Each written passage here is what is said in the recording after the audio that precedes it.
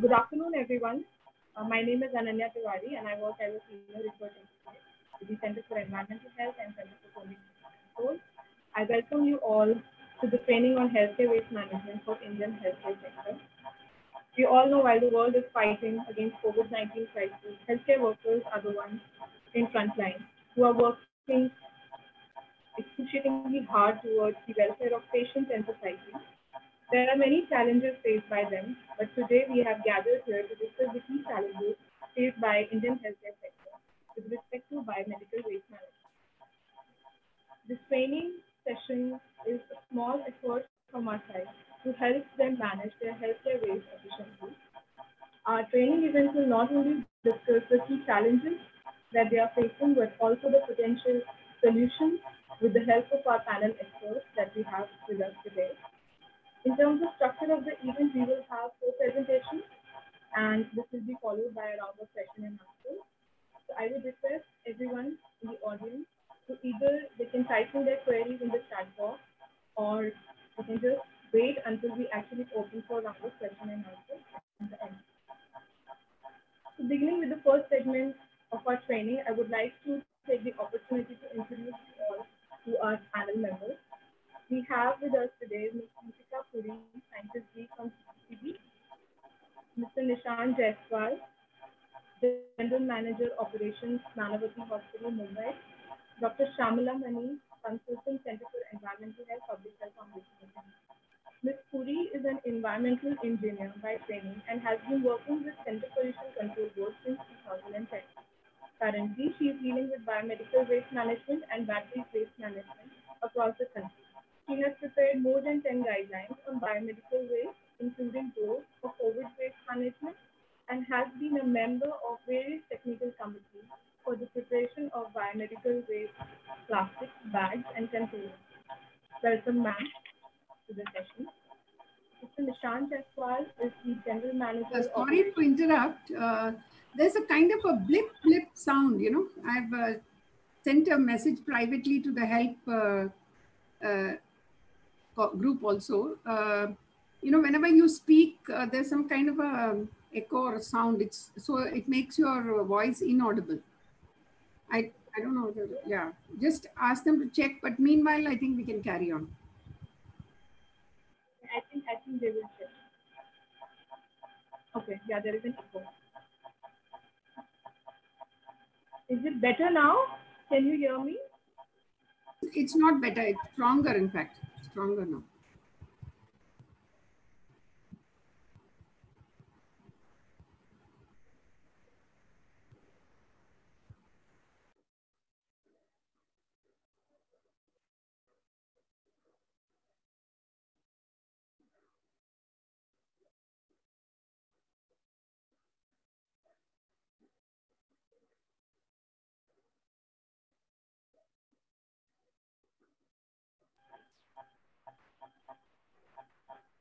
Am I audible now? Is it better?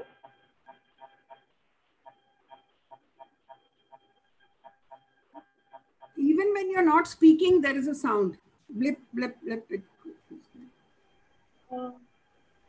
Shriram, Subi, anybody can you please? Anyway, you introduce Yutika or whoever is the, I think Mr. Nishant you were introducing. Finish introducing and then put yourself on mute. Maybe that will help. Okay. So, Mr. Jaiswal holds a master's degree in hospital administration, and he has a work experience of more than 15 years in managing operations division across several leading healthcare facilities in our country. Welcome, sir, to the training session. Our third expert is Dr. Shamala Mani, Consultant Center for Environmental Health, Public Health Foundation of India. Dr. Mani has more than 35 years of experience in the field of education and policy for waste management. He has contributed to the formulation of several waste management regulations in our country. These include biomedical waste management rules and solid waste management rules. She has been actively involved in the projects on capacity building of urban local bodies under Swachh Bharat Mission, and is also the team lead of Swachh Bharat Mission Solid Waste Management Exposure Workshops project. We welcome all of you to the training session today. And beginning with the first segment of our session, I would like to call upon Mr. Nishant Jaiswal, who will be talking about issues and challenges in management of healthcare waste management during COVID-19, sharing a perspective of Nanavati Hospital, Mumbai. I would also like to add over here that Nanavati Hospital is a member of our Health and Environment Leadership Platform. Sir, over to you. Hi, good afternoon to all of you.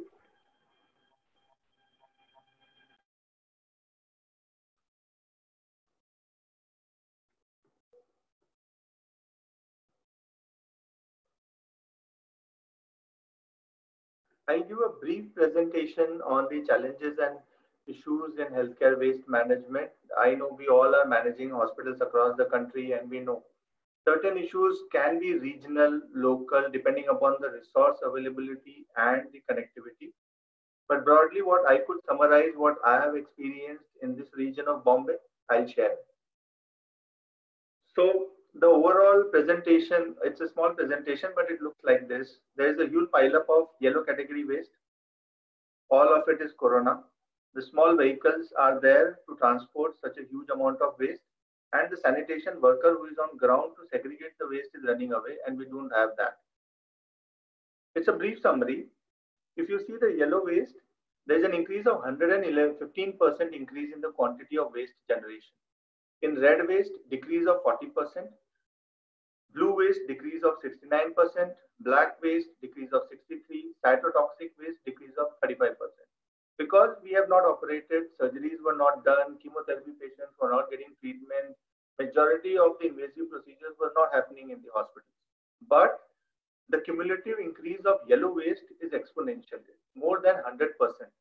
The hazardous chemicals due to lockdown, no transport facility, due to lack of manpower and staggered operations of central facility for hazardous chemicals like xylene, formalin, waste oil, it has become a fire hazard in the hospital premises because we have ended up accumulating this waste for more than a month. E-waste, due to lockdown, no e-waste vendor is allowed, available, everything is shut down, hence waste accumulated, could not be disposed of properly. Issues and challenges for the hospital with respect to manpower, sanitation workers not willing to work for segregation and handling of COVID waste in the hospital. Impact, increased quantity of yellow waste, less staff for collection, causing delayed clearance from wards and ICUs. Occupational health and safety, increased cost of screening, testing, and treatment costs in case sanitization worker or their family becomes COVID positive. Unavailability of manpower due to prolonged treatment recovery and then a quarantine period. Increased cost to the hospital to acquire the manpower and to treat who has suffered COVID. Skill development challenge, very difficult to train a new sanitation worker in donning, doffing, hand washing, hygiene, biomedical waste handling. Health risk to others, environment in absence of trained staff because they are not apt and trained in such a short possible time to manage such a waste. Resources, shortage of PPEs. We have seen many incidences where the clinical staff was not getting the PPEs in very many government hospitals and the other parts of the country. Waste handling equipment such as additional trolley, additional space was not available in the hospital. Because due to lockdown, suppliers are not available. High cost of purchase, material is not available. There is no production. So we cannot equip our hospital to have effective waste management. Cost of waste disposal, before COVID, the Central Biomedical Waste Treatment Facility charges as per bedwise. After COVID, they have started charging yellow waste per kg. Before COVID, it was 115 rupees per bed per month. After COVID, it's 2,558 rupees per bed per month. It's huge. Waste collection, delayed collection of COVID waste, shortage of licensed vehicles of MPCB and CBTWL, mountains of yellow waste piled up, which is beyond 24 hours in the hospital with no space to have a secured storage facility. Legal compliance, the quantity of yellow category waste generated beyond the permissible limit granted in your license and a consent to operate by Pollution Control Board. It's a non-compliance because during the submission of annual report for the year 2020, you will see that the yellow category waste for your hospital, if you are treating a COVID patients, will be double the permissible limits. If I see what are the challenges faced by the central treatment facility, they also faced manpower not available to handle the COVID waste, delayed treatment of COVID waste, blocking the entire chain of waste collection from hospital till the central plant for final disposal. Occupational health and safety, the operators were not able to provide PPE to the drivers of the vehicle, staff deputed on the vehicle for BMW collection. Health and safety of the staff is at high risk. Skill development, higher attrition of staff.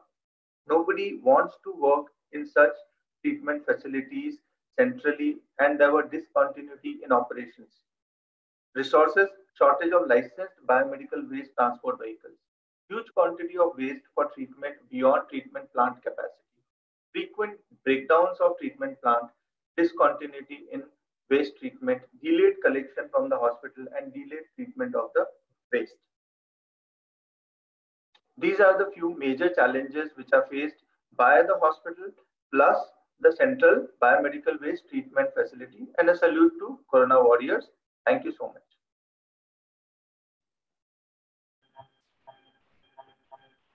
Thank you so much, sir, for such an interesting presentation. I would like to now call upon Ms. Amrita Puri, who will be talking about healthcare waste management during COVID-19 and challenges, along with the potential solutions, a policymaker's perspective. Over to you, ma'am. Thank you, Nanya. Thank you, Shamla ma'am, for having me here. So very quickly, I'll jump to my topic. I have a small PPT with me. I'll just share that.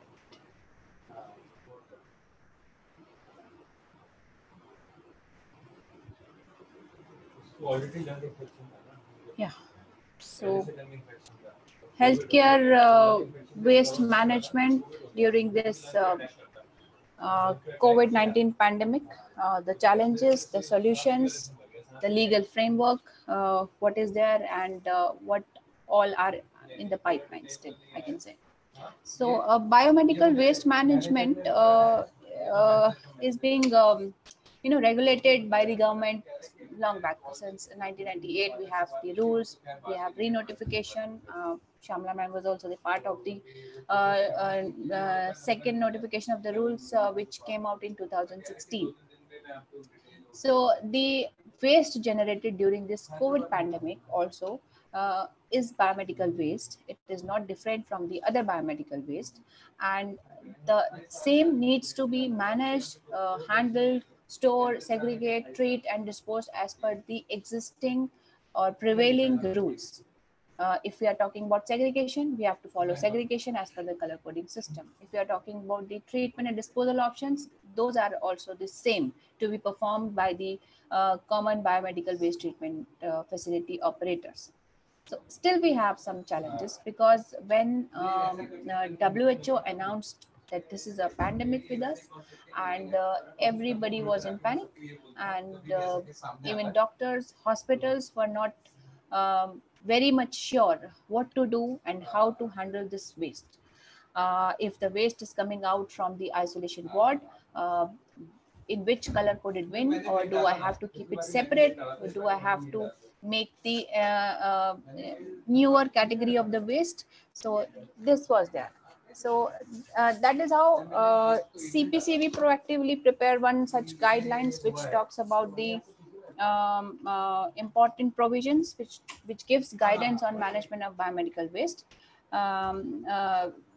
Just to clear these confusion, just to clear the challenges being faced by the hospitals, by the operators, by the waste handlers, etc. Still, my previous fellow presenters mentioned about the challenges being faced by the hospitals, by the common facility operators. So, for example, there was less knowledge on segregation of waste. What item would be segregate in which color-coded bin? There were many quarantine centers set up by the government. We have home cares or home quarantines with us. So there, people were not aware about the simple segregation of the waste, simple management, because those are not from the medicine department also. They are not the doctors, they are just the staff or being arranged by the local government or state government. So this was a challenge being faced by them at the quarantine centers, and that's why we had. Sorry to interrupt you, Yutika ji. Ma'am. Is there like a door to your chamber or something like that? Because there is a little disturbance which is coming, and some of the participants are finding it a bit difficult to. If there is a door to your chamber, you might like to. There is a door, but it's closed. The disturbance still there? Now it's better. Now it's better. Yeah. Okay. Okay. So I was talking about there was a few challenges being faced by the quarantine centers, especially because the staff responsible for the overall management of the center or camp were not aware about the common practices which are required for the management of such waste, whether it is a biomedical waste, whether it is not a biomedical waste and it is a solid waste. So this kind of confusions were there. We have huge amount of biomedical waste with us in the earlier days of pandemic, because there was no segregation. Improper segregation was there, and everything was kept in yellow bag or the biomedical waste bag. So we had huge amount of waste with us. Even the existing facilities were not adequate enough to take care of the waste, and some of the facility got exhausted. So state governments, CPCB advised few state governments to allow other incinerators, other hazardous waste incinerators to run and to dispose of this waste. So this kind of situation also we had. Even today also, state like Maharashtra and Tamil Nadu, they allowed few of the hazardous waste incinerator to dispose of this waste. So this kind of challenges were there. In the lockdown period, when the entire country was under lockdown, we asked common facilities to run their facilities to collect the waste from every hospitals involved in treatment of COVID-19 patients. So there was also a challenge because of this lockdown, the movement of their vehicles were not very smooth. Then we give some advisory to every state government then to make this happen in a smooth manner, so that the working cannot be that it's not in a disturbed, and the waste which is required to be disposed of very immediately after the generation is disposed of by them. So this were one of the challenge in this whole COVID-19 pandemic situation. Another is availability of PPEs. In fact, I would say like it is a problem for the operators also, but I would say it is a problem for the doctors and nurses, because the hospitals which are located in the small areas in small towns, there they are facing the availability of PPEs is not good, especially in lockdown, when the PPEs used to, if they have to transport it from one point to another. There was a very I can say crisis of PPEs for the doctors and nurses who are forced to see the COVID-19 patients, or for any reason, for their treatment, for the sample collection, for the small camps were there for the sample collection thing. So there was a crisis of PPE. Now it is better, situation is better now, and with the support of the local governments also, they are in good position, I must say. Then the collection of waste from the home cares and home quarantines. Still we have this problem because we have now many number of home cares with us nowadays. If a person is having mild symptoms or is asymptomatic, but he is a COVID-19 positive, so he'll be asked to stay at home under isolation. But what about the waste which is coming out from him? the biomedical waste. The general waste is okay, but the biomedical waste, in fact, in earlier days, if the general waste is also there, the municipality workers were not ready to go, or were not ready to enter in that area to that particular home to collect the waste, because they were having some fear that because of this spread of this disease. But yes, in our guidelines also we have make this point very clear that with the help of urban local bodies, this whole exercise will be completed, and they will have the dedicated team, and they will go to every home care or home quarantine for the collection of such waste. But yes, it is a challenge. It was a challenge, and nowadays for some area, I will not say it is a big challenge, and because now things are happening. Shamla ma'am can clarify this in more detail, but things are in place, I can say. As a regulatory body, I can say things are in place.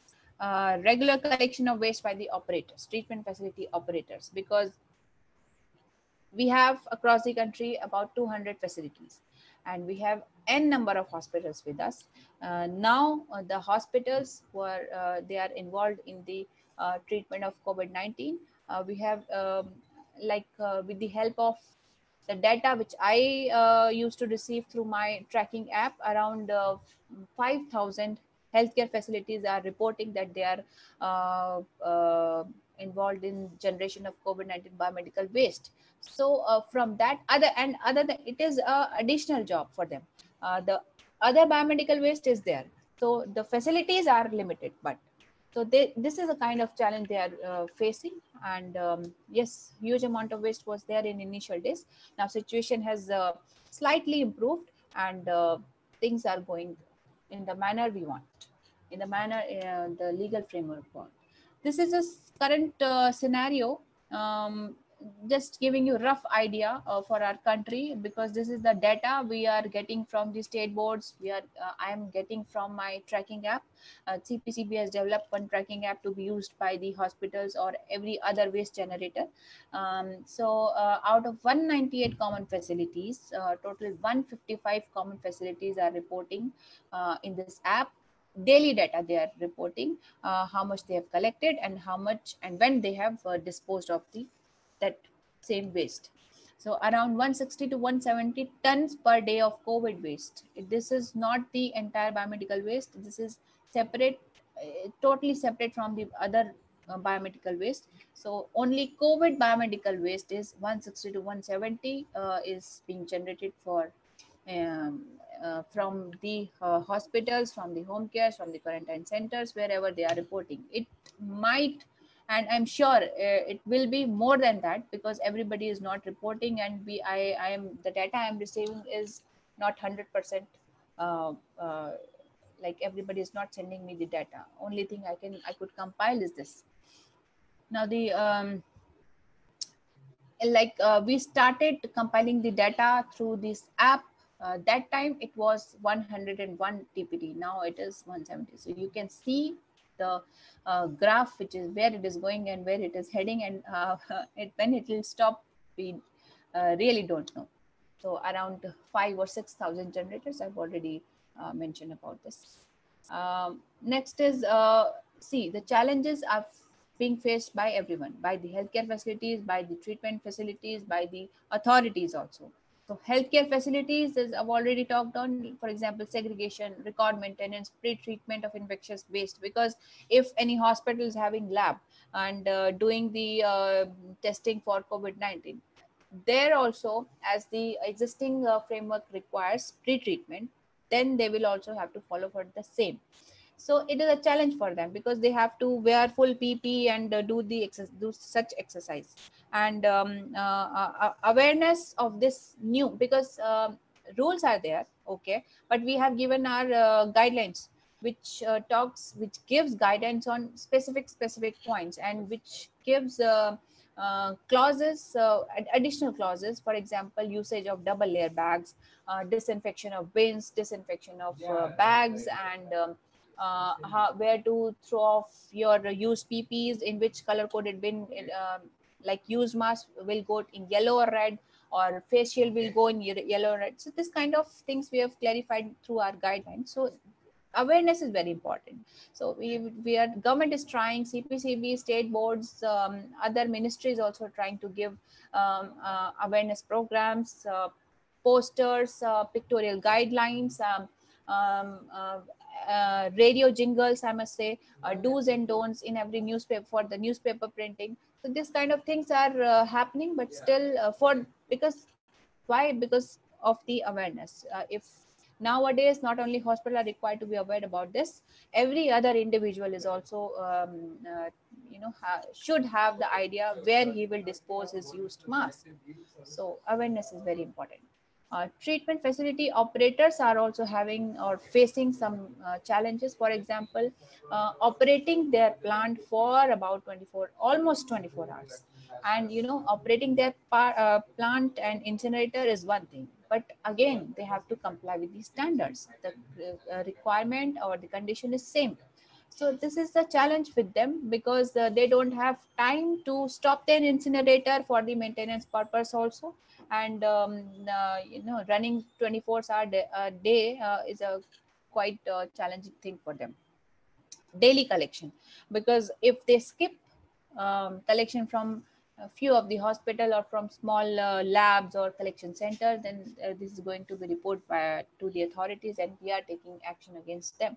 So they cannot skip the collection part also. But yes, of course, with the prior intimation to the state boards or other authorities, they can, with a valid reason, they can do the alternate collection if anything happens, or they want some maintenance to be required at their facility. Other than that, there is no waiver for daily collection of biomedical waste. And the another challenge for them is reporting of daily data, because we have asked to use this app, and this is a mobile application. Their waste handlers is going to every hospital for collection of waste, and he is wearing full PP, and after that he have to use the mobile, and he has to report the data. But he has to do, there is no waiver of. In fact, when NGT and Supreme Court of India took the cognizance of this matter, they also said there is this has to be tracked, the waste quantum has to be reported, and they have to complete this exercise. So this is a challenge, but yes, we have given a few suggestions to them how they can complete this exercise, but this is a challenge for them. Local bodies also, we have a few challenges. For example, collection of waste from home quarantines and home cares on daily basis, because we have n number of home cares with us, and daily collection is required. So they will have dedicated team with them, and dedicated vehicle or trolley, whatever it is required, but still they have to arrange some extra things for the collection of waste from such centers. Adequate PPEs, I've already talked on that it was a challenge in initial days. Now things are under control. These are the challenges.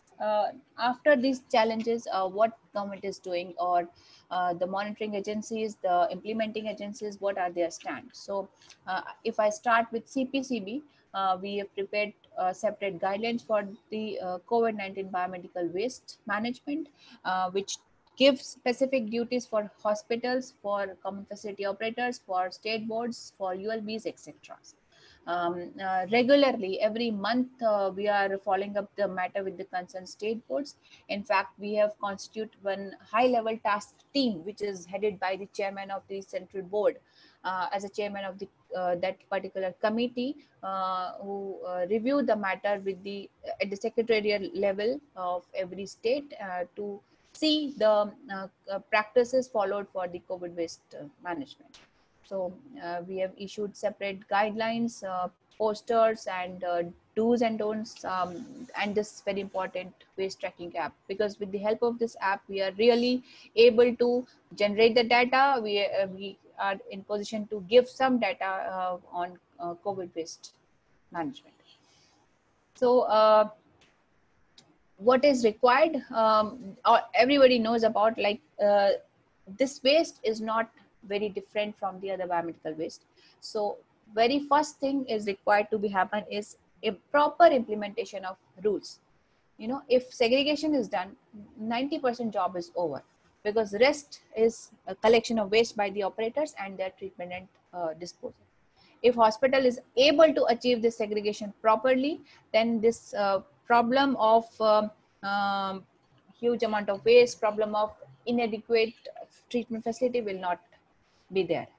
Second is, we have given some model plan for waste management at panchayats and district level. CBCB has prepared this plan. We have circulated this plan to every state. They may follow such model to ensure the waste management as per the waste management rules. So this is also required, because in small areas where the municipalities are not there, so they were unable to manage the waste if any COVID positive person is there in the village or in the small town. Next is the very required thing is safety of workers, because the workers belong to the common facility operators. If they are not been given adequate PPEs, then they cannot run this entire exercise. And if I omit the biomedical waste facility operators, we cannot achieve the proper management of biomedical waste. So this is a very important and important thing for the overall biomedical waste management in this COVID pandemic.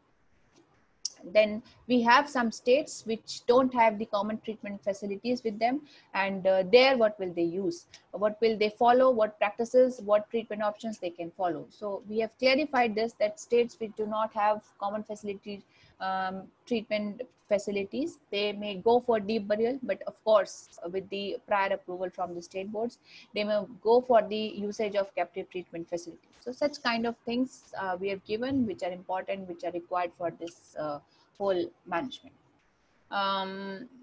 Next, I would say some initiatives I could like public notices, radio jingles I've already explained. Few state boards have developed their own online manifest system to like to report the COVID-19 waste related data. State boards are doing good coordination between the local bodies and authorities and the quarantine centers and home cares, you know, for the smooth functioning of the whole system. So this kind of initiatives state governments or state boards have taken for during this period. So thank you. If anything, Ananya, just if I missed out something I can speak on, just let me know, or if any query, then I'm available. Thank you, ma'am. Thank you so much for sharing this important information on the challenges and the steps taken by the government. I'm sure that it was very comprehensive. If there are any queries, like we said earlier also, people can type them, and then you can either choose to respond to them directly, or we can take them to the question and answer session separately. Sure. So now we will move on to the program, and I would now like to take the opportunity to present the preliminary findings on behalf of my organization, CCBC. Sorry to interrupt you, Ananya. Do you think we should just ask the participants if they have any specific questions for Yutika ji, in case, you know, she needs to leave a little early or something? If the participants are listening, you know, if you would like to ask any specific questions, you could ask if you want. Okay, if anybody has any questions, they can just type in or like right away.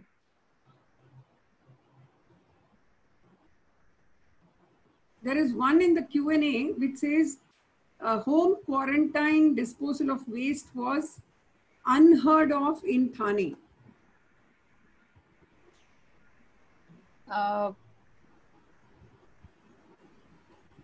Means the waste is not been taken care by the local government? Home quarantine. Yeah, it looks like the home quarantine waste was probably, there was not a proper arrangement for collection in that particular area which they have mentioned. Okay. So for this, I can just I can make a note and we'll talk to the concerned to get it rectified. Yes, yes, yes. It should not happen, but still. Nobody was picking up. Somebody is writing, yes, nobody was picking up. So Yeah. can you just on my official email ID, you can drop me this information and with the proper details where exactly it is, and I'll definitely respond to that. I think regarding the method of BMW for home quarantine, I will be speaking when I'm making the presentation. Yeah. So I think we have already discussed that, Yutika ji, hamare, you know, jo guidelines वगैरह में. जी, जी. Okay. So I think is that it? Should we move on, or is there any other question? I think there is one more question. Is incineration the only way to dispose COVID-19 waste? Can recycling be done? Yes, of course. Why not? Because since we are repeatedly asking to go for segregation, then the waste which belongs to the recyclable category, which is red and white and blue category, can go for recycling only after the proper treatment, which is sterilization by autoclave or microwave or whatever options are available as per the rule. Incineration is not the only way to dispose COVID-19 waste. If the, for example, if I give you the example of few items like face shield, goggles, splash proof aprons. So these are all hard plastic made of PPEs, and they can simply segregate these items in red bag, which may go for recycling after sterilization. So incineration is only for the highly infectious category of waste.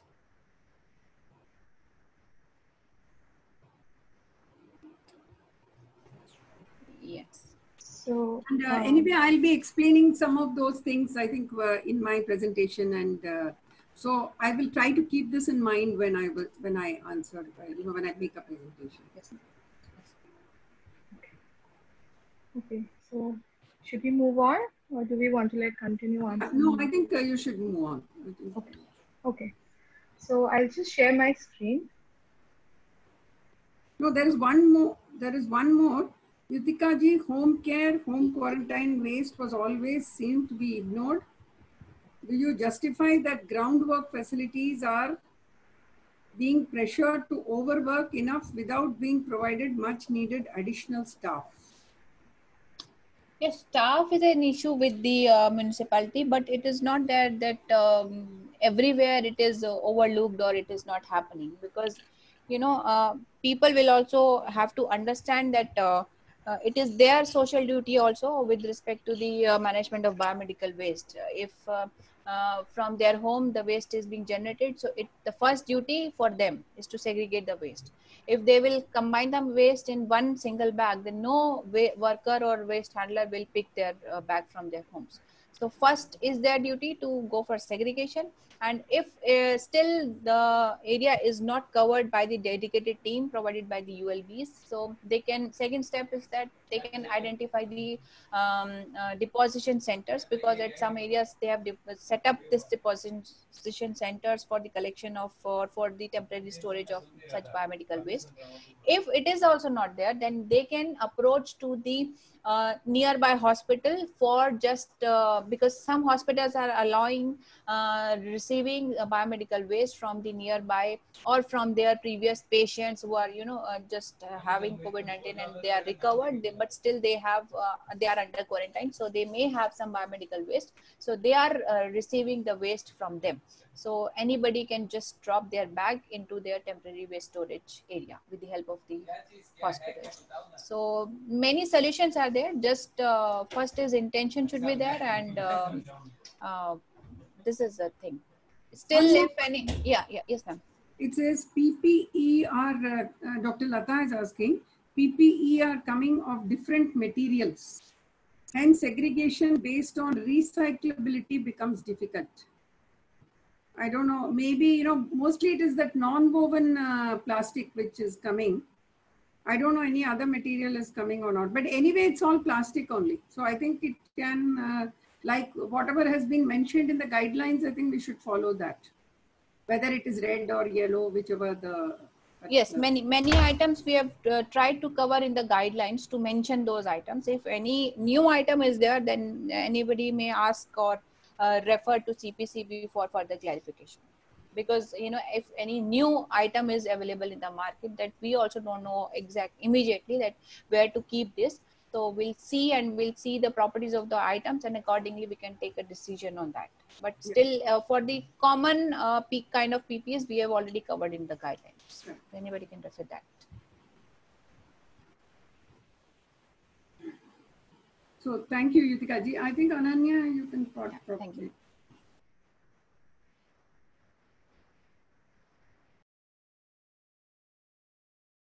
Ananya, you're muted.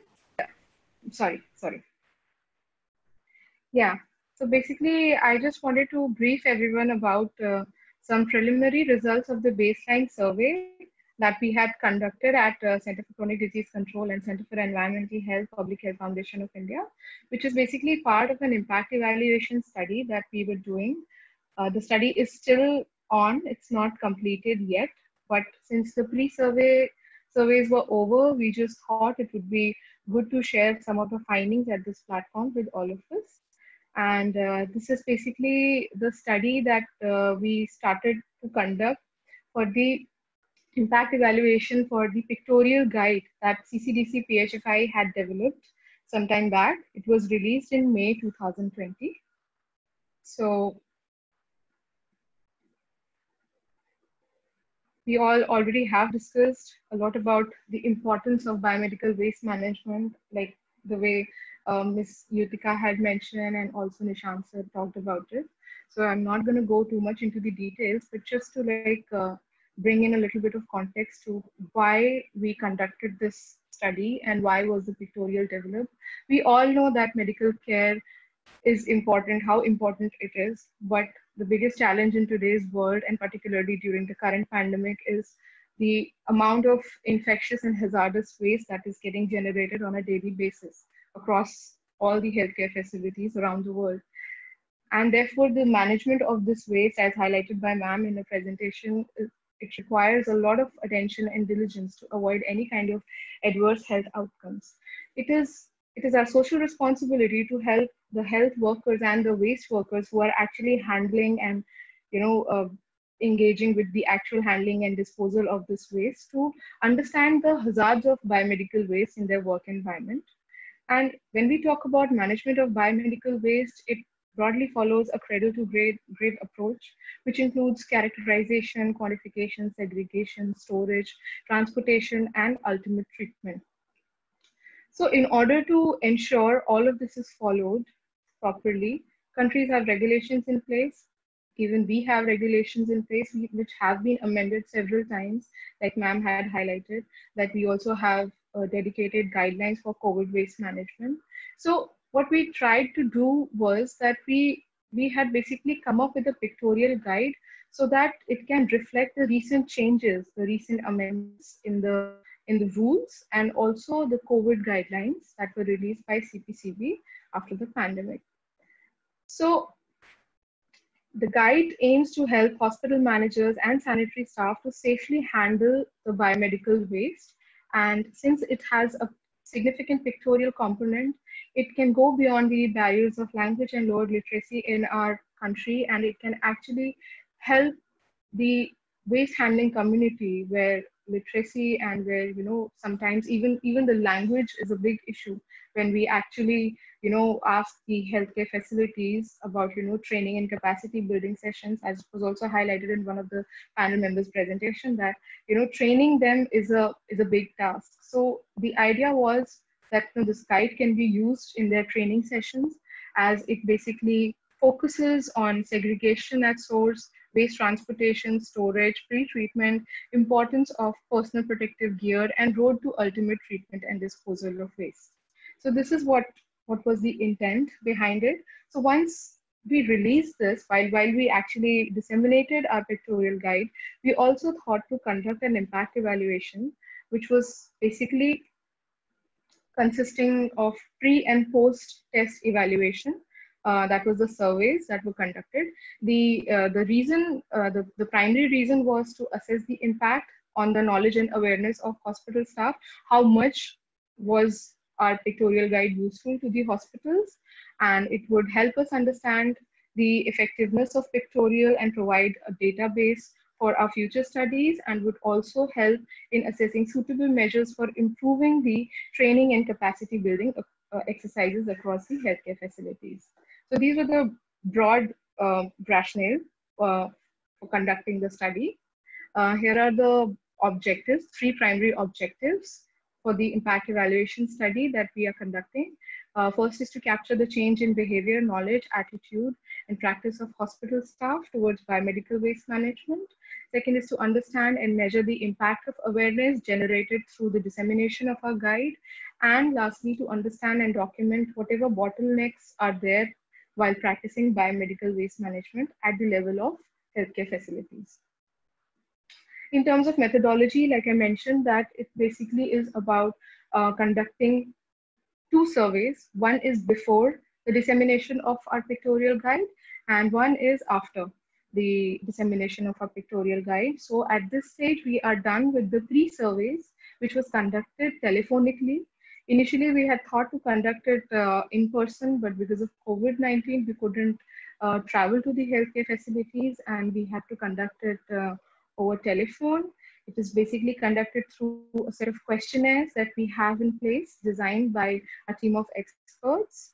And our study group that we are focusing on is the sanitary staff and their supervisors. So basically what we are looking at is identifying the hospitals. What we actually did was identifying the hospitals, that is 13 health hospitals were identified as the sample size.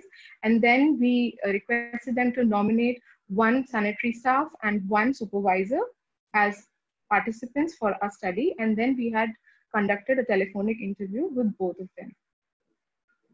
This is the geographic spread of our study. It is spanning across the healthcare facilities in New Delhi, Uttar Pradesh, Rajasthan, Maharashtra, Kerala, Karnataka, Tamil Nadu, and Pondicherry. Here are some of the findings, preliminary findings of our pre-test surveys.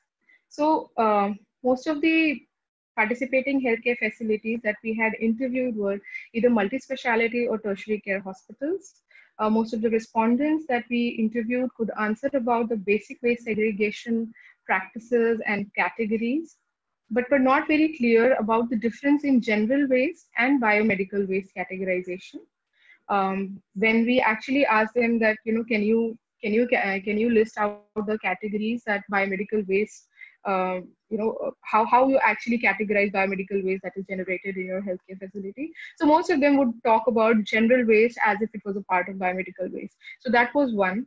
The other was that it's not very clear from our survey at this stage, but there is a possibility of mixing of waste that is happening at the healthcare facility level.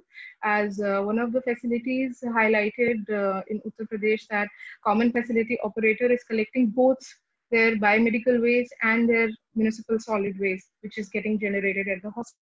And there is, they didn't share much details, but seeing like, there is a possibility that it is taken to a same place.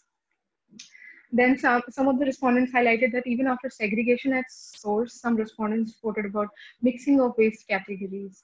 So one of the healthcare facilities in Kerala stated that even after so much of training, their staff misplaced waste items several times. And the issue is not about lack of awareness, it is more of an attitude issue. Many times workers don't understand the local language as they come from different parts of the country and are not educated properly, and therefore it becomes difficult to assign them tasks. So they requested if there was a pictorial or visualization that can be useful while trainings.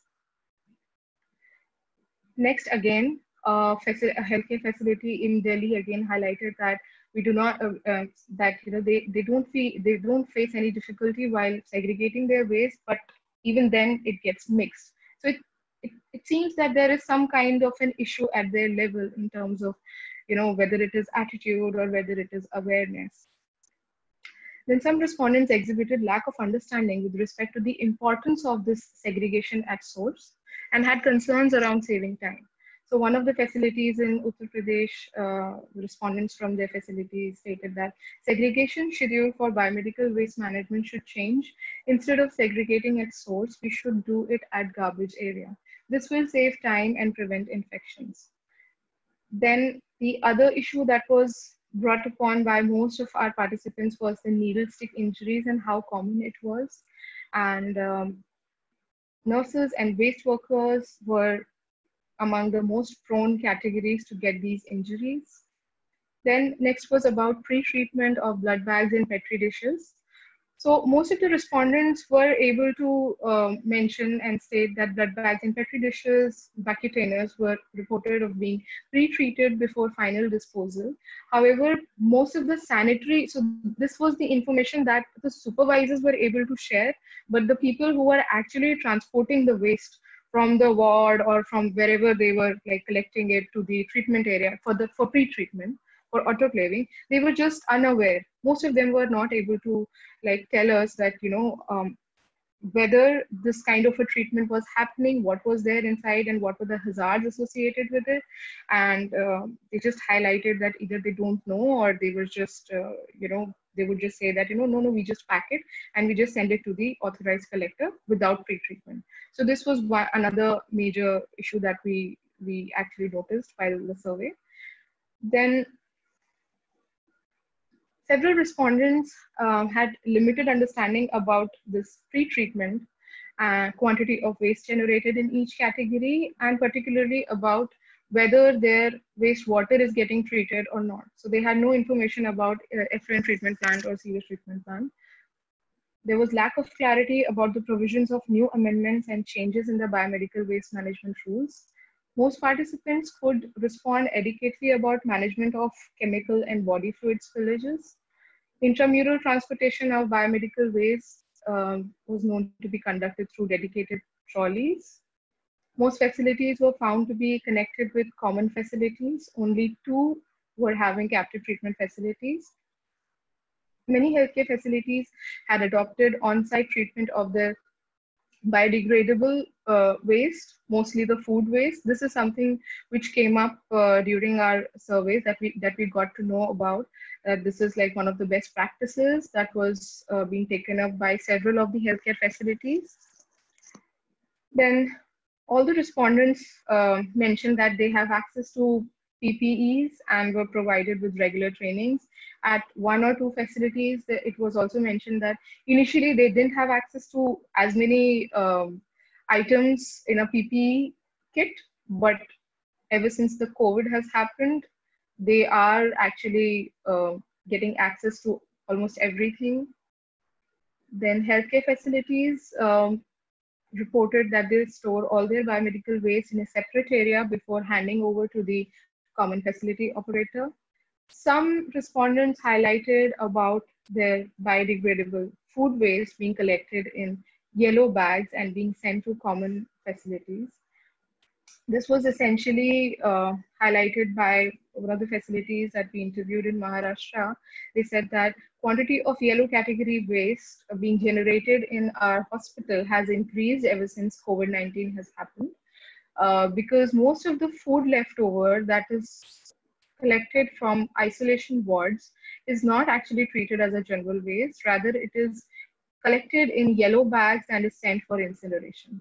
So which is why their waste has also increased. And I mean, that is what we sense, that we still have to like analyze the findings, but that's what we can say at this stage, is that we sense that this might be actually overwhelming our common facilities. Then these are some specific limitations. One is that we do not have any specific budget allocated to for the study. And the major limitation that we faced during the COVID lockdown was to conduct telephonic interviews, because it has its own limitations. If these interviews were conducted in person, we feel that it was, we could have gotten more information. And given that hospitals are mostly overworked up these days, there have been a lot of delays in receiving response from them for scheduling interviews. So these were some of the findings from our preliminary surveys. And thank you so much for listening to me. If you have any questions or queries regarding my presentation, you can write to me at ananya@ccdcindia.org. And I'm going to stop sharing now. And moving ahead, I would like to call upon Dr. Shamla Mani to actually present best practices on biomedical waste management. So ma'am will be talking about best practices for healthcare waste management and safety of healthcare workers during COVID-19. Ma'am. Yeah.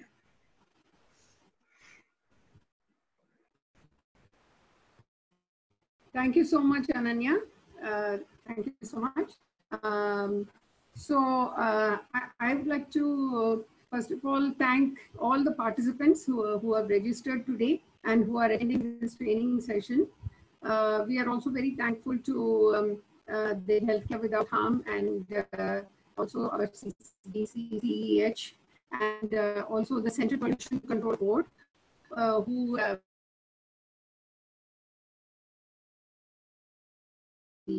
making of a pictorial guide. So the pictorial guide, just to give you an information, is based on the Biomedical Waste Management Rules 2016. However, towards the end, we have also added slides which will be useful for the management of COVID-19 waste. In addition, I've also put a few slides in case you have questions about what are the guidelines and how are they saying. I've also added a slide on how to manage in quarantine centers and home quarantine, especially in the domestic sector. So to begin with, I think this is today's newspaper, Times of India, where it says that we have crossed 5 million and the rapidity with which the cases are increasing, there is of course a possibility that this is a second wave or whatever it is, but you know, the number of cases like last 1 million has been just added in the last 11 days, and number of deaths is also increasing. As you know, it has crossed 8,000. The idea is not to panic, but to say that as of now we are not very clear about what is the method of transmission. Ma'am, sorry to interrupt in between. Actually, there is some, your voice is breaking. So if you can just check your connection once.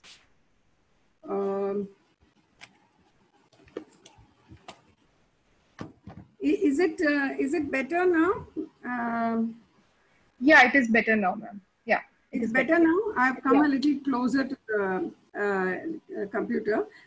So I wanted to say that as of now, you know, even though everybody knows that COVID-19 or the SARS-CoV-2, as it's known, is not a hemorrhagic virus. It is a simple virus with a lipid coat. But people don't seem to know, except for the fact that it is aerosol borne and it is being transmitted through either through any of our respiratory fluids like spit, or whether it may be from the nose or from the eyes or any of those things from the throat.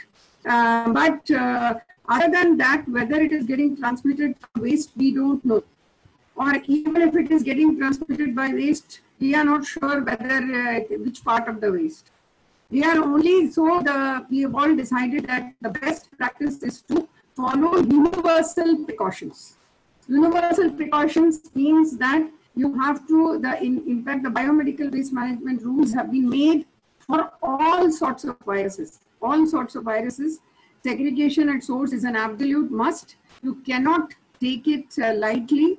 And then things like sterilization, like Yutika ji mentioned and Ananya has also mentioned, that it's very important to have different categories, and whatever the type of materials, it undergoes either steam sterilization or dry heat sterilization or microwaving or you know, various other methods that have already been chemical disinfection. And then of course finally we have the incineration for where it is not possible to disinfect or to sterilize. So therefore we are this entire presentation is based on the fact that we are considering the COVID-19 waste as any kind of infectious waste. any type of infectious disease.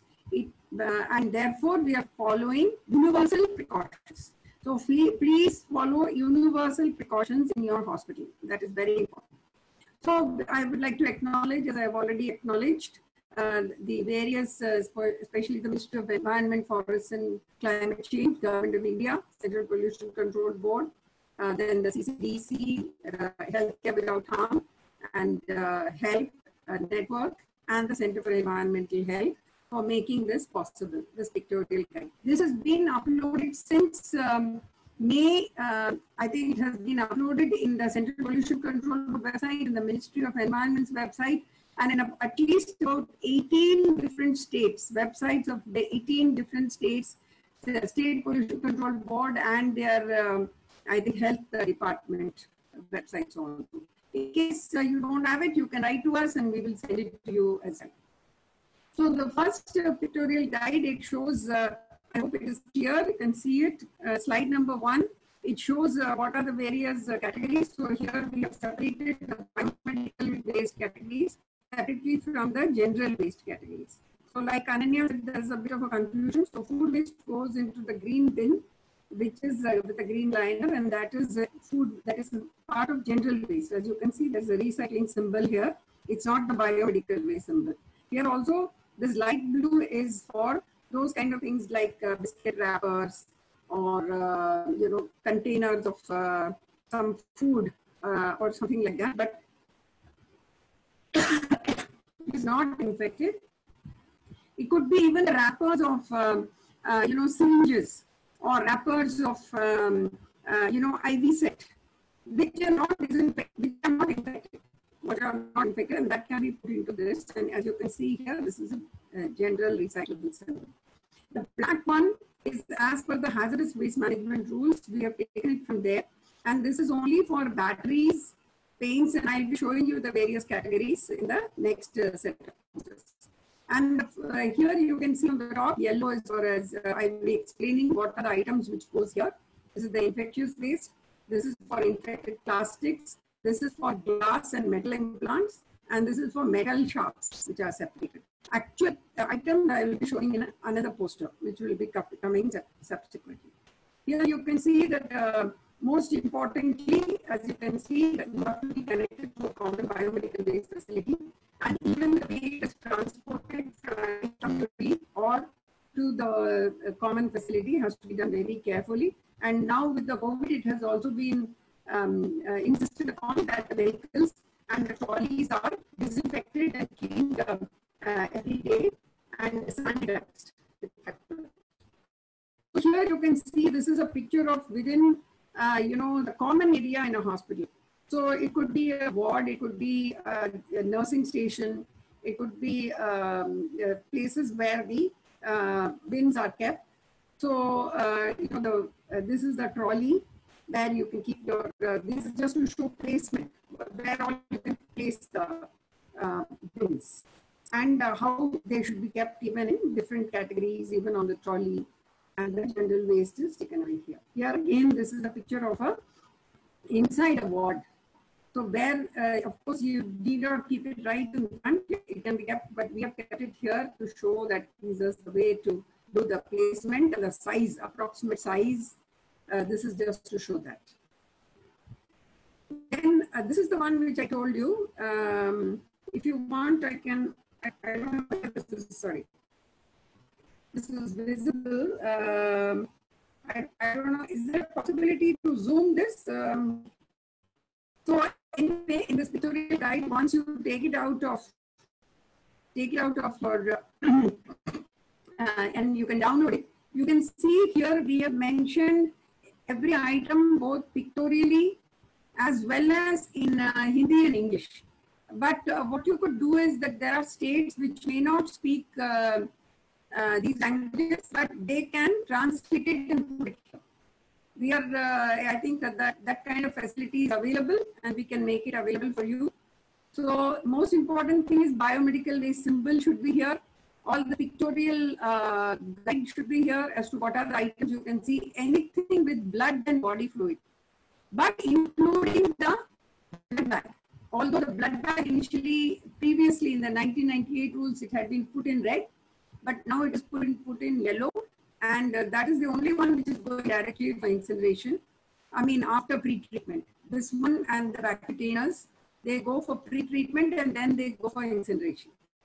Then the red color, you can see all the other plastics, including gloves and syringes without needles.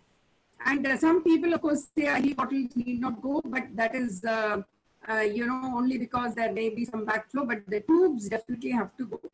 And then this is going in for red for autoclaving. Blue is for all the glass and the metal implants, whether it's broken or not broken. White is for all the metal shafts, as you can see here, and it is isolated completely, and it is a tamper-proof, puncture-proof plastic kind of, or it can be anything, it can be metal also, but it should be a tamper-proof and puncture-proof container where you can put all the metal shafts. And again here for black, as we have shown here, tube light, CFLs, containers of pesticides, then any paints or any chemicals which are used, all that has to go into the black bag. And this actually goes for TSDF or secured landfill. So here you can see how the intramural transportation has to be done, whether it is for sharps or it's for glass, or it is for the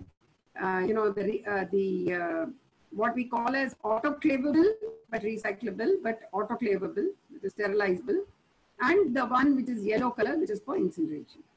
And as we have shown here, the entire bag, actually this person is wearing gloves, and it's just that the gloves are so long that it is reaching up to the arm of the uniform, and therefore it has to be taken entirely, tied after 3/4 full and put into the big trolley. Here again, we have shown what a spillage management has to be done. You can see chemical spillage has to be first neutralized.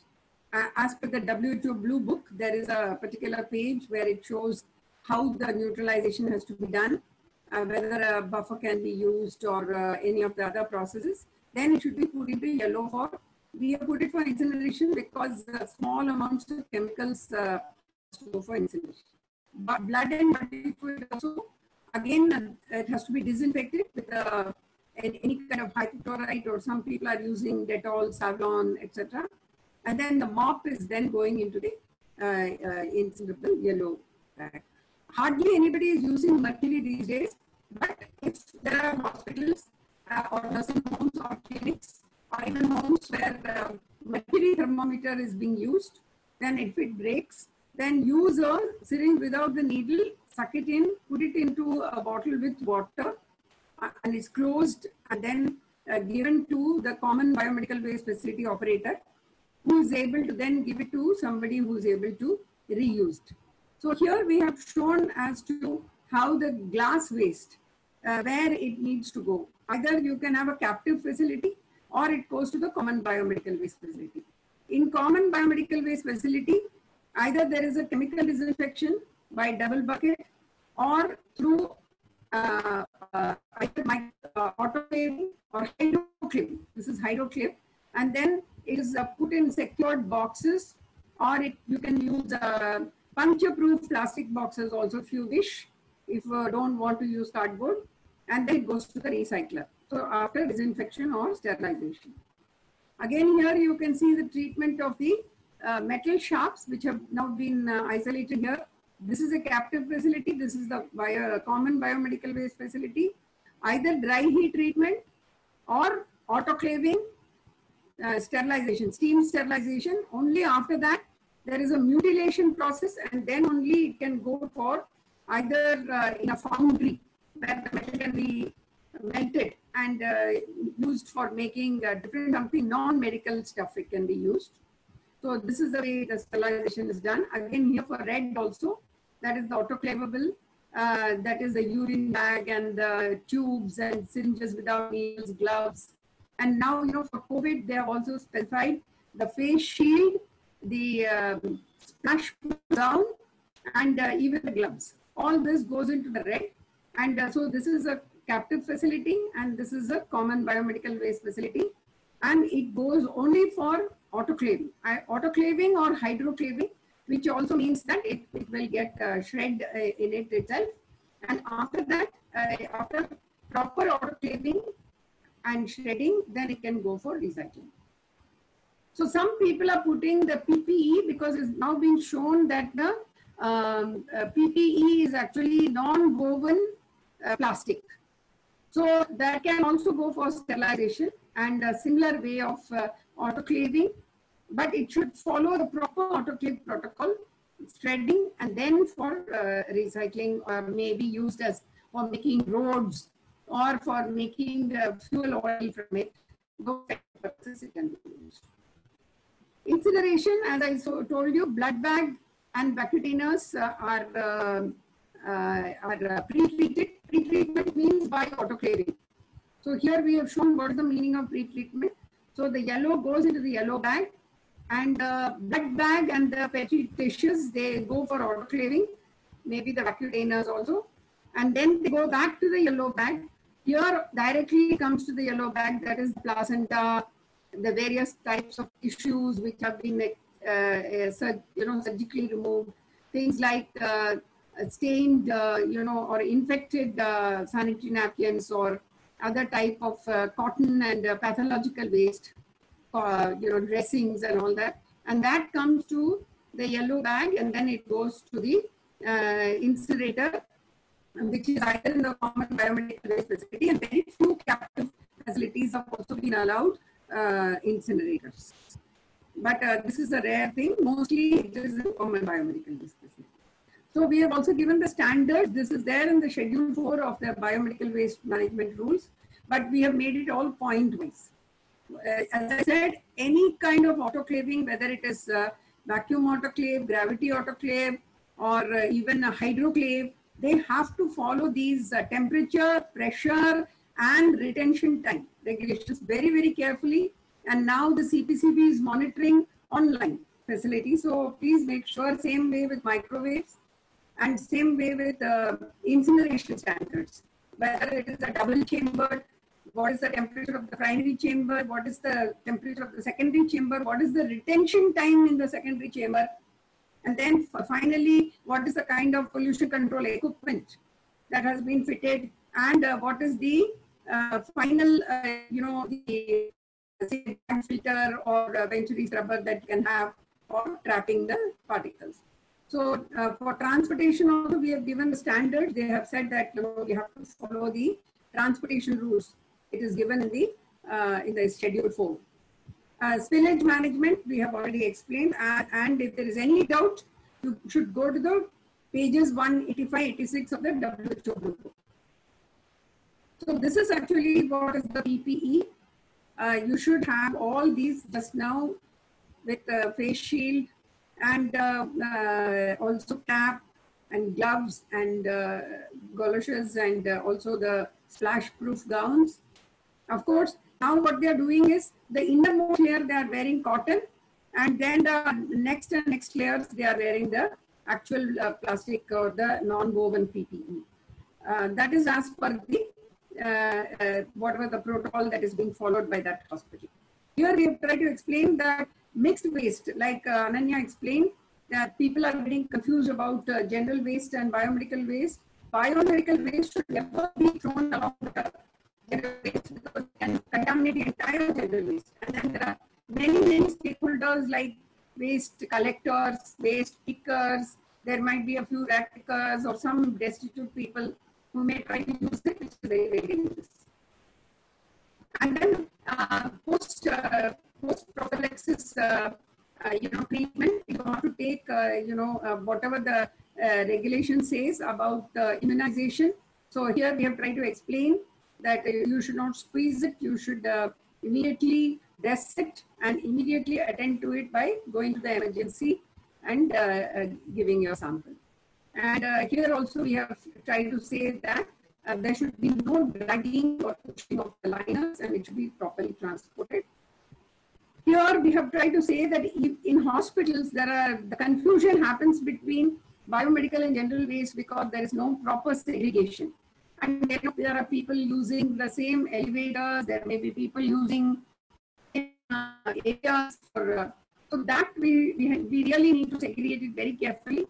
That all the dining areas, office areas, cafeterias should be general, and all the wards and all the ICUs and theaters should be biomedical. So this proper segregation has to be there, and there should be no mixing of these. This is the COVID-19. We have made the posters separately in the languages, English and Hindi, and those states which are following other languages may kindly translate this into their own state languages. And here, this is the way to display. As you can see, the bed has even the sanitizer, and the way the nurse and even the record-keeping person, everybody is dressed in PPE. And we have explained here exactly as per the guidelines which have been issued by the Central Pollution Control Board. And the same way here, all categories have to be maintained, and there is no mix-up of the categories. And everything should not go into yellow. Only what categories are shown earlier, that has to go. Here also you can see in quarantine centers, the yellow waste is only the biomedical part of it. I'm going to show you one more slide as to how the food waste and the other waste has to be managed. But this is just to show you the part where the biomedical waste facility from quarantine homes is collected by the common biomedical waste facility operator vehicle, and then goes to the common biomedical waste facility for incineration. So the overwhelming part where extra waste is being put into the yellow bag, that may kindly be avoided, because this will just unnecessarily overload the system, and then it will lead to accumulation of very dangerous waste in our hospitals. So this is, I have borrowed this slide from some of my friends who are there in Gurugram, and their housing societies have worked this out, and they have had a lot of COVID patients. As you know, all of us have had, all colonies. What we have suggested is, even in the general waste, only this part, this is becoming as the COVID biomedical waste, which is now has to go to the common biomedical waste facility operator.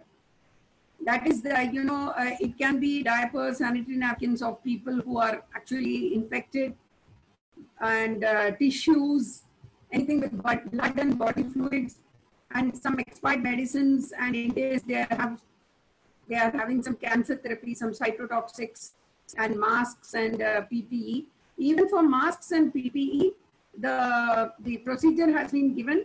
You have to put it into a paper bag, cut it, and keep it for 3 days, and then you can dispose it even with this dry recyclable waste. There is no need to put it. But in case you feel that it is the patient's masks and patient's PPE, and you are not feeling very comfortable with it, then only that can go into the biomedical. Sharps also, those who are already diabetic or who are taking injections for various reasons, their sharps can be put into any kind of a puncture-proof container. You can have some old shampoo bottles in your houses, or any other container where you can put the various syringes, especially the needles or blades, or even the the little puncture that you do for glucometers. Those kind of things can be put into the sharps container. So only this needs to go to the common biomedical waste facility. For food waste, some of these condominiums, they have distributed home composters. There are any number of home composters which are available, and we have found that the COVID, that is SARS-CoV-2, there have been some studies in England which shows that it is killed at 100 degrees Celsius for 1 minute. So composting achieves about 75 degrees Celsius.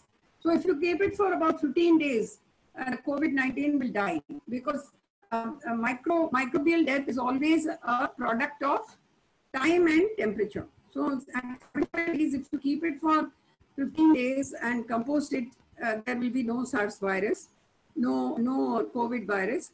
Therefore, please do home composting even for the patients. And then the rest of the plastic items, general items, even if the patient is using, keep it for 72 hours. any kind of a bag, put it in your balcony, and after 72 hours, and if you feel that there is a mask or a glove that should be cut, even like the caregiver or non-patients in a COVID house, all those people, please do not put all this into the yellow bag. Unnecessary, it will overload and it will spoil the system. And of course, the domestic hazardous waste, you must keep it separately, and that you can give it again to the collector. All these deodorants and mothballs and rat baits and shoe polish, all this need not go into the incinerator. Please don't put it. This is domestic hazardous waste. Give it to the common facility, and they will take it to the secure landfill. And this is for recycling, as I have told you. And then here also you can see horticulture waste also has to be given to the municipality for making into fuel. E-waste has a separate e-waste collector. The authorized persons are given in the CPCB and SPCB sites from your own states. Please approach them. And construction demolition waste also has to be kept separately. And this category and this category has to go to the municipal authorities, whether it's corporation, municipality, panchayat, or Nagar Palika, whoever it may be, they have to take common construction demolition waste and garden waste. And e-waste is taken by an authorized recycler. So only this goes to the common biomedical waste facility. So I have a few extra slides. Like they have said, please use reusable masks.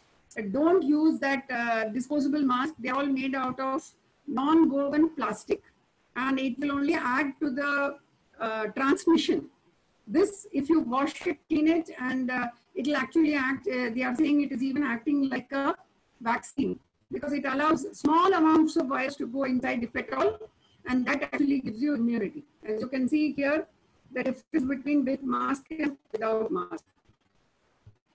Again, this is very important whenever you are going outside, keeping all the sanitization and keeping, I think for workers, it is enough if we give masks, gloves, and goggles and proper boots. And then these are the duties. I think all of you might have read it. This is available. And this is what we have translated into the pictorial guide. So, what are the duties of the urban local bodies? What are the duties of the various quarantine centers? What the CPCB has looked at all the different ways coming out of hospitals.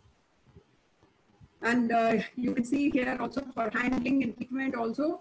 But this is what we read. So as you can see, provide yellow colored bags to persons responsible for operating quarantine camps and also home care. And ULB should ensure. So it is the ULB which has to make a schedule. So in some cities, they are sending it twice a week, sometimes thrice a week. But they are maintaining a schedule. So again, it is very important to have all the PPE, disinfectants, thermal scanners, face shields. Even if you're a RWA, it is good to maintain. And this is Dr. Lata has made this, Lata Kanchamnani, that for mask also, as I said, cut it and keep it for 72 hours in a paper bag, and then you can put it into the blue recyclable bag. This is, many hospitals are following this. They are using PPEs only in the areas where it is absolutely required. And as I said, many hospitals have now resorted to wearing the innermost layer as cotton, because it can be washed at 80 degrees Celsius in the laundry and disinfected, dried, and again sterilized. So actually it is much safer to use cotton wherever it is possible. And the plastic, it lasts for 72 hours or sometimes even more. So creating separate team of workers, and we have to organize. You see, many RWAs and many residential associations are themselves,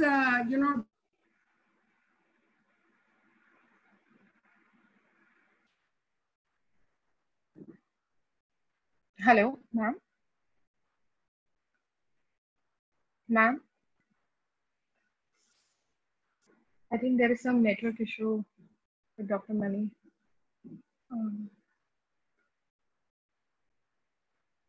I'll just call her.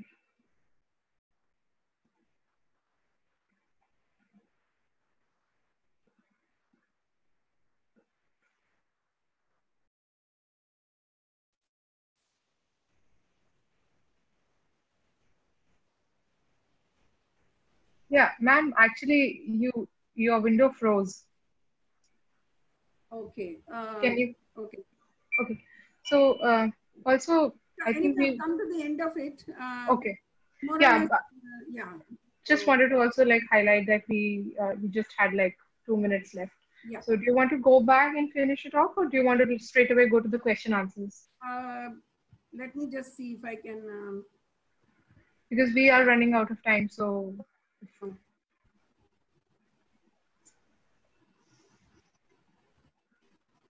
So I was just showing this.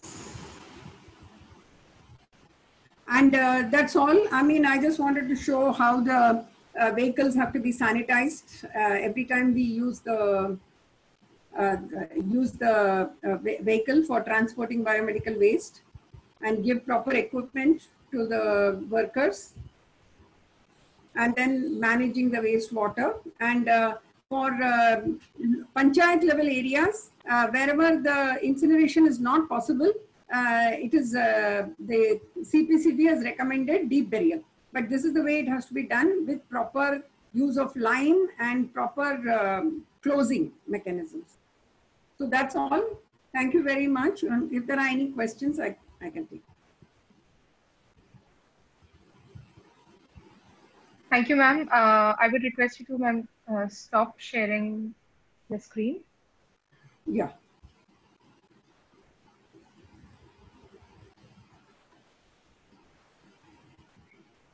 So thank you so much, ma'am.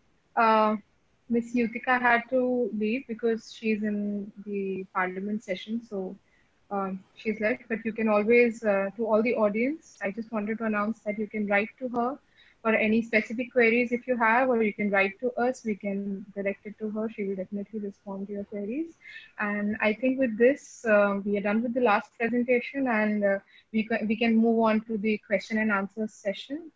And I see, ma'am, there are, I know most of the question and answers are already being done with Ms. Yutika, but I see that there are a few more questions. Do you want to like take a look at them and just answer one by one?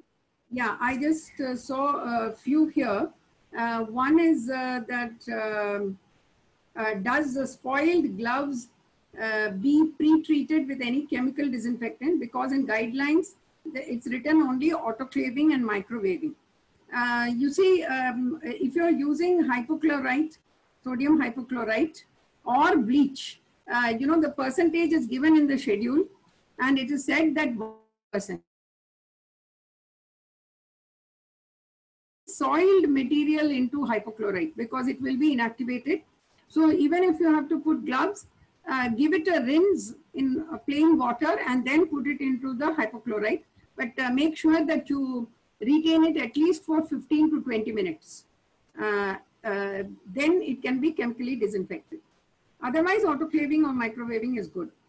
Second is, blue BMW container does not contain bag, as it is a puncture-proof container, but in pictorial guide it is shown with bags.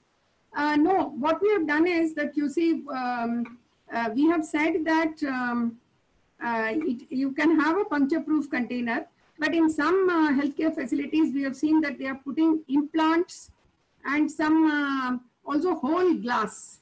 And they wanted that, you know, in case we can put a bag, and then the bag is transferred either to a puncture-proof container, because blue is, please do not mistake it for metal sharps. Metal sharps is white color.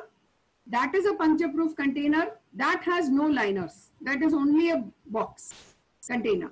But blue has got glass, and it has also got metal implants. So you may use a bag, but make sure that it is put at least in a cardboard box. That is, the bag is put inside a cardboard box minimum. Or if you're using a direct container, then of course you need not have bags. Do the HCFs have to pre-treat yellow bags by autoclaving before handing over to the CBWT-TF? Not all bags have to be autoclaved. Only the ones which have got blood bag and Petri dishes. Vacutainers also you can put and pre-treat. Otherwise, sometimes directly, if you want, you can put the vacutainers into the, but we recommend vacutainers, Petri plates, and blood bags should be pre-treated in autoclave before giving to CBWTF in a yellow bag. Any specific post-exposure prophylaxis, PEP, that is available. I think it is there in the Ministry of Health and Family Welfare's website. For COVID patient needle prick, it is nothing very specific like that. It is the same, they are doing, that is, if you feel that you have been exposed to a COVID patient, anyway, you should get your RT-PCR test done, or you can get your antigen test first and then do the RT-PCR. But post-exposure prophylaxis is for generally blood-borne diseases, something like HIV, AIDS, hepatitis B, those kind of things. So there is nothing specific for COVID. In case of homemade nylon material sanitary napkins, where will it go? I'm not sure about this. Nylon doesn't mean, because anyway, if it has got blood and body fluids, and if you feel it is being used for, COVID patients, and it is going to be infected, then you can put it into the yellow bag. But if it is not used by COVID patient and it is not a COVID quarantine home, then you can put it, wrap it properly, and as it is mentioned in the rules. But we are saying that there should be a separate category called sanitary waste category, red color, and you must put all sanitary napkins, diapers, and all such material in that. Now in many states, including Mumbai, the assistant commissioner was also there. Last time we had a thing, and they have already asked the common biomedical waste facility operators to continuously pick up, even after COVID, all their sanitary waste and home healthcare waste from municipal areas, that is domestic areas. They are going to make it as a separate category itself. So you can examine that, and if that is possible, we would say that right from the beginning, put it in a red bag and give it to the common biomedical waste facility operators. Sanitization of vehicles after they carry biomedical waste, certain that steps are correctly followed. See, there is no way to ensure that the steps are correctly followed. It's all our responsibility. See, as I said, we are up against something we don't know how it is getting transmitted. So we have to safeguard ourselves. And it is only each one of us, we have to be vigilant about the other. So we have to help other people and they have to help us. So, and of course, the Central State Pollution Control Board is there for monitoring. Homemade cotton mask, we should not dump at all. No need to dump. Homemade cotton masks are, you wash it in hot water, in the geyser water, which is at 80 degrees or 85 degrees. Keep it nicely soaked with detergent for about 10 minutes or even half an hour you can keep it. And then wash it nicely, rinse it, dry it out in the sun and iron it. If possible, if you have an iron in your house, iron it and then use it. No need to dump. Where is the need to dump? And if it becomes completely torn, then of course, after washing it nicely, you can put it along with recyclable waste. It will be used as cotton. I hope I have answered all the questions, and if there is anything else you can write. I have put my email ID also, shamla.mani@gmail.com. Thank you so much, ma'am. Yeah, we are done with all the questions. So we are now at the end of our training session. But before this, I would like to thank all our panel members for their kind participation and being here, and everyone in the audience for joining this session and actively participating in our discussion session. I would like to thank Dr. Purnima Prabhakaran for a kind guidance while organizing this event throughout. I'm extremely grateful to our team members, Dr. Mani, Shriram, Survi, and Masroor, who all helped us in putting this event together. So thank you so much for joining us today. And if you have any questions, if you have any queries, you have our email IDs. You can write to us, we will respond back. And thank you, everyone. Have a great evening ahead. Thank you so much. Thank you, Ananya. Thank you, the help team.